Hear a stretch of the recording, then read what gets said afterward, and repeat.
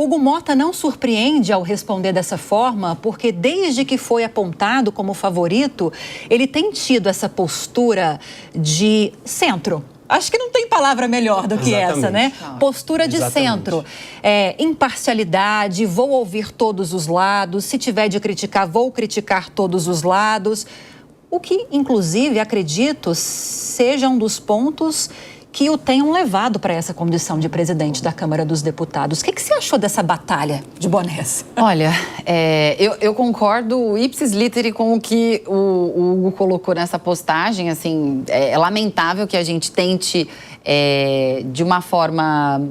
uma guerra de narrativas, ali, uma tentativa de colocar em mensagens, né, ou numa separação ali de nós contra eles, algo que seja tão distante da realidade que está acontecendo no dia a dia, né? A verdade é que as pessoas querem, ao invés dos bonés, as propostas, né? Onde está o alinhamento ali em relação ao que vai ser prioridade para o ano, prioridade para o país. Então, eu penso como Hugo Mota, e eu acho que muitas pessoas ficam olhando para aquilo e pensando qual é o objetivo disso, né? O que muda na realidade dentro do Congresso, você ter ali praticamente uma campanha, né? Acirrando um lado contra o outro. A gente sabe que isso acontece nos bastidores e nas negociações, mas no fim do dia, hoje o Congresso está tão fragmentado que não existe partido que não dialoga com outro partido, né? Como a gente falou, morre o partido, né? Davi Alcolumbre foi eleito com PT e PL votando a favor.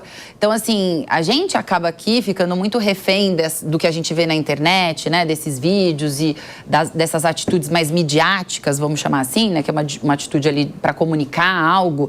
E isso acaba distanciando as pessoas de entenderem que os bastidores são completamente diferentes. O jogo é decidido ali, né, a portas fechadas, nas negociações, muitas vezes com partidos opositores, e para fora pregam muito esse discurso de nós contra eles, que acaba prejudicando a sociedade a entender o que realmente está acontecendo. Então, eu concordo com ele que a gente deveria olhar, né, as pautas e esquecer esses embates, e ao mesmo tempo...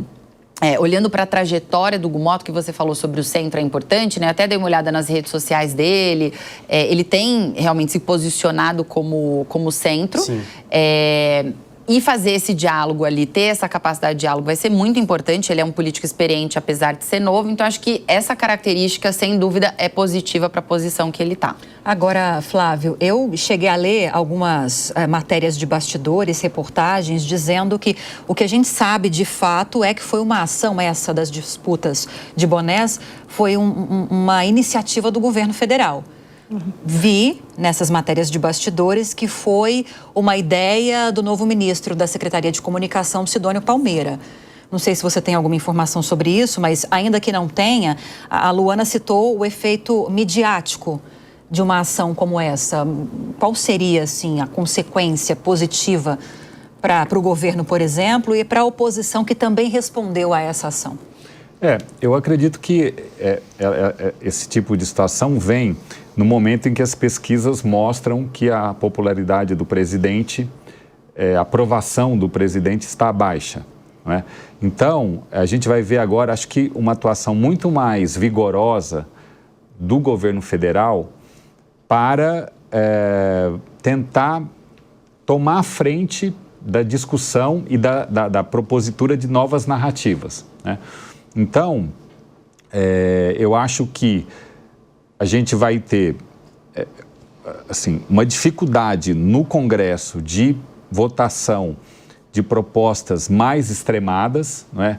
Eu acho que além do Mota, a gente tem também o Alcolumbre com o mesmo perfil, né? Quer dizer, ele foi eleito com a terceira maior votação, né?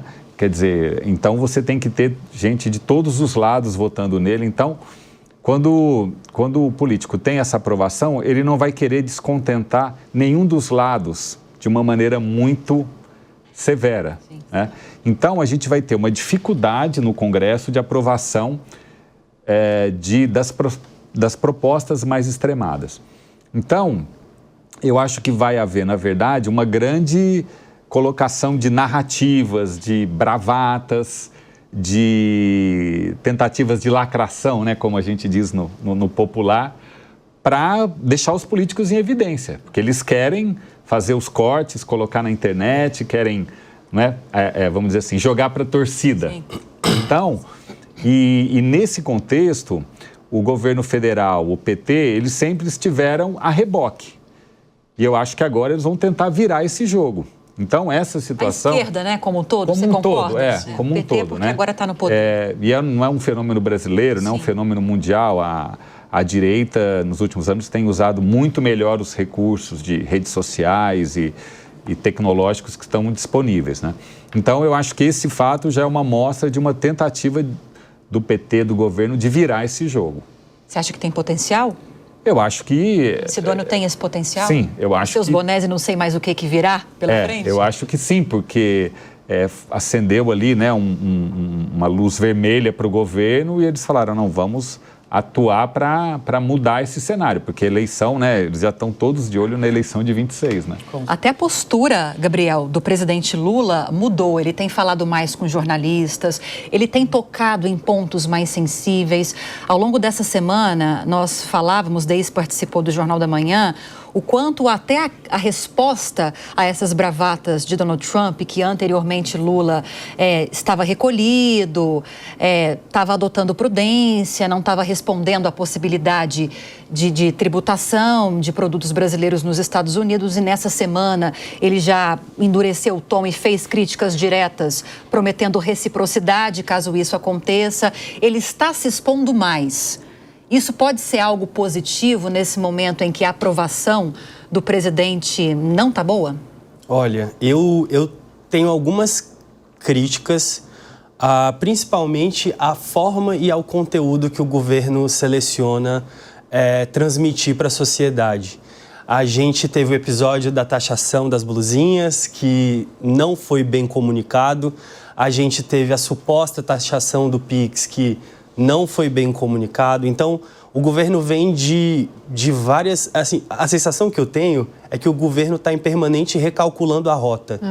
Recalcula a rota. Prioridade é economia, agora é educação, agora é o preço do alimento que subiu. Então, a agenda que, historicamente, o PT conseguiu trazer para a cabeça dos brasileiros, que era o PT era o partido do Minha Casa é Minha Vida, do Fome Zero, agenda, tinha até uma euforia na sociedade, né, por esses projetos mais transnacionais, enfim. E hoje você vê um Lula 3 que não está conseguindo pautar os seus próprios ministros.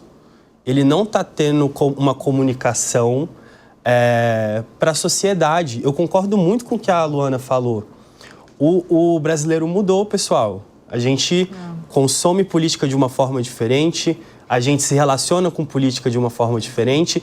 Os nossos anseios são muito diferentes de 15 anos atrás. Hoje, o informal, ele quer empreender, ele se encontra num discurso de liberdade econômica, de empreendedorismo, e às vezes o governo parece não entender aonde que ele está errando. Governo ou PT?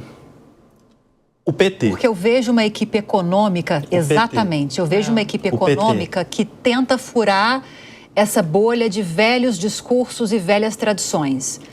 Mas o presidente não é a equipe econômica. Ele coordena a equipe econômica. Mas ele é do PT e preside o país, enfim. Exatamente. Dentro do próprio PT, você tem linhas dissidentes, né? Exatamente. Você tem a linha do ministro Rui Costa, que agora está com mais protagonismo, inclusive com a vinda do Sidônio, né? Digamos, é o novo gabinete de crise.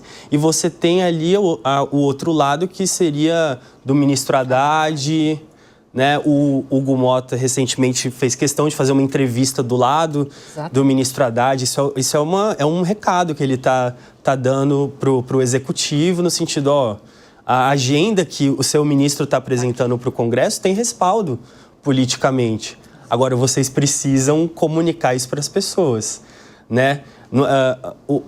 O cara que trabalha o dia todo, que chega em casa, que não consegue fazer o mercado como ele fazia antes, que não está conseguindo abastecer o carro como ele abastecia antes, ele chega em casa e ele vê o presidente falando que ele tem que deixar de comprar uma coisa que ele quer.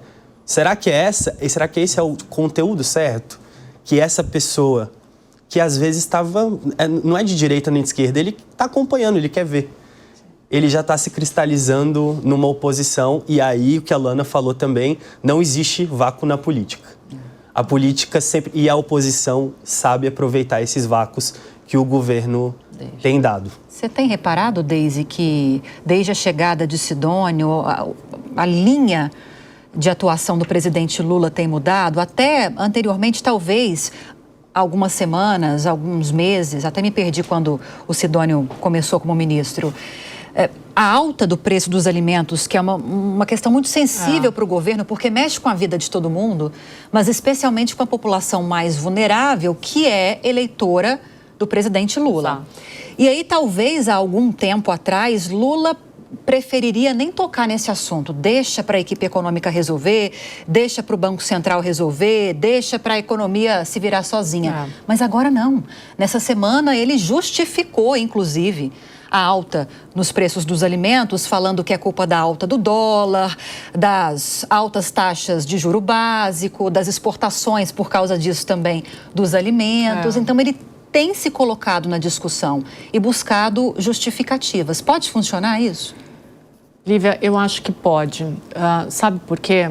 Em primeiro lugar, assim, eu acho que essa história dos bonés, é óbvio que teve uma mudança de postura do presidente Lula desde que o Sidônio chegou. Ele está mais reativo, né, em relação ao Trump, em relação a tudo. Eu acho que essa história dos bonés, quando a gente olha, assim, para mim, é uma caricatura da degradação do debate público. Nossa, sim. Sabe? Eu acho que... É o esvaziamento. É o esvaziamento do debate público. Mas, até indo ao encontro do que tu falou aqui, tem um ponto que é importante. Você estava falando das pessoas que trabalham o dia inteiro e aí não consegue abastecer o carro, não consegue comprar a comida que ela quer. Ela vai chegar em casa, ela não vai ter a capacidade cognitiva e a disponibilidade de entender uma explicação econômica, por exemplo, do Fernando Haddad. Não, olha só, os alimentos subiram por A, por B, por dólar, commodities. Não, agora, uma palavra no boné. Então, eu acho que nisso o Sidônio acertou, sabe? Essa comunicação dele vai chegar muito mais diretamente nesse eleitorado do PT, que é o que a gente sempre fala, assim, eu estudo muito sociedade do espetáculo, e aí vamos lá, o que é bom aparece, o que aparece é bom. O Sidônio conseguiu, ele colocou numa mensagem de boné, ele fez a oposição reagir no jogo que ele está coordenando, que até então era uma coisa que a gente não via, porque até então era a direita que coordenava o jogo. O governo estava sendo pautado, né? O governo estava sendo pautado, e agora o Sidônio pautou a oposição. Então, eu acho que numa política que está cada vez mais personalista, e a gente fala tanto disso, assim, as eleições de São Paulo, elas foram um exemplo disso, né, desse personalismo na política, como que chegou um cara de fora e conseguiu pautar os valores do bolsonarismo. Eu acho que o Sidônio entendeu um jogo que o PT até então não entendia.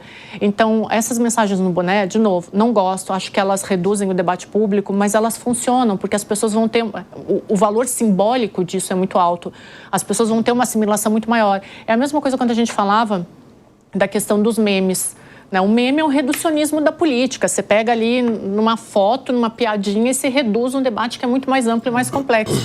Funciona? Funciona, porque todo mundo se sente parte, é como se todo mundo fizesse parte do debate político.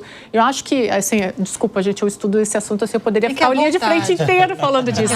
Mas, assim, o Sidônio acertou, ele pautou a comunicação política como há muito tempo a esquerda não conseguia pautar. E é um efeito inconsciente na população? É uma coisa que não dá para mensurar? Não dá, porque aquela mensagem está ali o tempo inteiro e a pessoa vai assimilando. E aí eu acho que o exemplo do Gabriel foi perfeito, porque quando ele falou assim, a pessoa chega em casa, a pessoa não está conseguindo abastecer o carro, não sei o que, mas o PT vai lá e coloca uma mensagem dessas. Que fica, né? Aquilo ali fica. Agora, vai o Haddad explicar todas as motivações econômicas, a pessoa vai trocar de canal, né? Então funcionou. Ponto pro Sidônio aí.